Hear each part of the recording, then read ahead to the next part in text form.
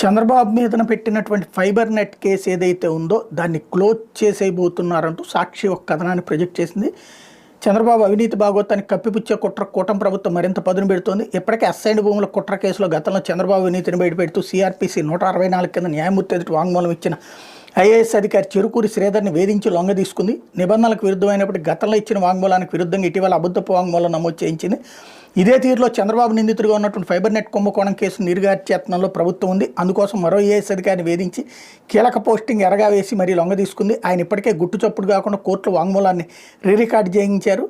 Fibre net అవినీతిని బయటపెట్టిన audit నివేదికను తొక్కిపెడుతూ అనుకూలంగా నివేదిక ఇప్పించేందుకు ఏపీ టెక్నాలజీ సర్వీసెస్తో చేస్తోంది. కేసులు నీరుగార్చే కుట్రకు తెరదీసింది. ఫైబర్ నెట్ కేసులో గతంలో చంద్రబాబు ఎలా అవినీతికి పాల్పడింది, ఆయన ఒత్తిడితోనే తాను నిబంధనలకు విరుద్ధంగా టెరాసాఫ్ట్ కంపెనీకి కాంట్రాక్ట్ కేటాయించి వెల్లడిస్తూ ఓ సీనియర్ ఐఏఎస్ అధికారి సిఆర్పిసి